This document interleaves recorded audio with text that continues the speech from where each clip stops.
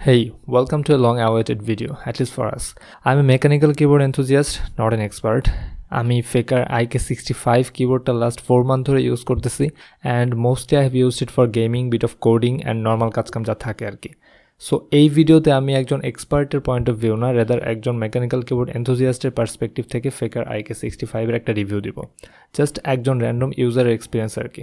Welcome to volatile.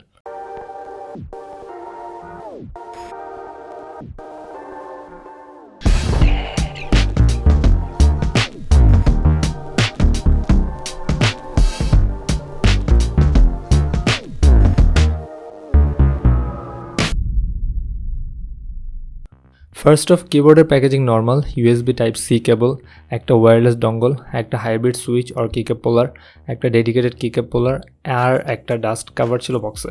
কিবোর্ডটা আমি নিয়েছিলাম মেকাভার্স থেকে, তারা রাজশাহী থেকে ডেলিভারি দেয়। প্যাকেটটা খুলে দেখলাম আমার ডাস্ট কাভারটা এক কোণা দিয়ে অল্প একটু ফেটে গেছে, ডেলিভারির সময় ফাটছে আর কি। যাই হোক, তাদের জানাইলে হয়তো চেঞ্জ করে দিত, বাট আই থট থাক প্যারা নাই, একটু ফাটা কাভারের প্যারা হবে না, তাই আর পাল্টাই নেই। এখন আসি কিবোর্ডের বিল্ড অ্যান্ড এস্থেটিক্স নিয়ে। বলে রাখা ভালো, আমি এর আগে রেডড্রাগন K552 ইউজ করতাম and that was A keyboard build like a tank, যেমন ভারী তেমন সলিড ছিল। So coming from that, Feker IK65 হাতে নেওয়ার সাথে সাথে আমার মনে হলো হোয়াট দ্য হেল, এত পাতলা কেন? Obviously this thing is made of plastic, so I was expecting যে মেটালের মতো হেভি ফিল হবে না, বাট যেহেতু প্রায় 2-3 বছর ধরে মেটাল কিবোর্ড ইউজ করতেছি, আমার খালি মনে হয়তো আরেকটু ওয়েট থাকলে বেটার হইতো। অলসো আমার একটা বদভ্যাস আছে, সেটা হচ্ছে গেম খেলার সময় আমি কিবোর্ড প্রচুর ঠেলতে থাকি, জানি না কেন। সো কিবোর্ড যখন ডিসপ্লেস হয় তখন প্যারা লাগে, বাট এইটা কিবোর্ডের নিচে রাবার ফিট ইউজ করলে ঠিক হয়ে যায়। রাবার ফিটগুলো বেশ grippy. In terms of look, it looks really good, I would say amazing. Just একটা কারণে অ্যামেজিং না, সেটা হচ্ছে এর volume knob. I hate this, like capital letter hate. It looks so bad. Golden কালারটা যেমন ডাম দেখায়, তেমনি এর শেপটাও খুবই ডাম। রেডিয়াসের তুলনায় হাইট অনেক, so it always sticks out, যেটা সারাটা দিন আমার মেজাজ খারাপ রাখে। এছাড়া আর কোনো কমপ্লেন নাই আমার। অ্যাজ এ 65% কিবোর্ড, এটাতে কোনো এফরো নাই।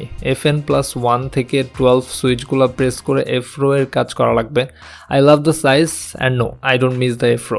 কিবোর্ডের টপ সাইডে একটা USB-C port for charging and wired connection. কিবোর্ডটা 3 নোডে অপারেট করে, 2.4 GHz wired and Bluetooth. Back সাইডে ডুয়াল অ্যাডজাস্টেবল কিকস্ট্যান্ড আর একটা USB ডঙ্গল হাউজিং আছে। এবার আসি সুইচেস অ্যান্ড সাউন্ড প্রোফাইলে। Feker IK65 ইউজ করা হয়েছে Feker হোয়াইট মার্বেল সুইচেসগুলো বেশ light, linear and kinda on the ক্ল্যাকি side of the sound spectrum. আর একটু পরে সাউন্ড টেস্ট করবো, তখন দেখবেন it does sound thocky and a bit clacky at the same time, but the sound is what I love the most about the board.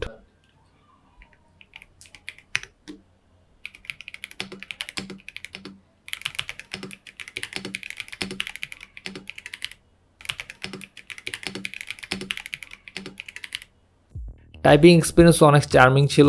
Activation force around 42 to 47 gram, so খুব বেশি light লাগে না যে আঙ্গুল রাখলেই click হবে, আবার অনেক বেশি হেভিও মনে হয় না যে জোরে প্রেস করা লাগবে। It was perfect for me. Prelube স্ট্যাবিলাইজারগুলো অনেক ভালো ছিল, কোনো র্যাটেল ছিল না space bar or shift or enter কিগুলোতে। অ্যান্ড RGB তো আছে, আমি মোস্টলি RGB অফ করে ইউজ করছি just cause it looks clean, but যারা RGB অনেক পছন্দ করে, you can customise it with software too. আর প্রিবিল্ট অনেকগুলা প্যাটার্নও সেট করা আছে, যেগুলো FN+, or page up page down এইসব কিস প্রেস করে সাইকেল থ্রু করতে পারবেন। Now overall verdict, this is a very decently priced keyboard for the sound profile, the tri-mode and the small form factor. এখন এটার দাম বাংলাদেশে প্রায় 6K plus. এই বাজেটে এটা বেশ ডিসেন্ট একটা option, but there are better option, যেহেতু প্রায় বছরখানেক হয়ে গেছে এটা রিলিজের। And mechanical keyboards just keeps on getting better and cheaper every month.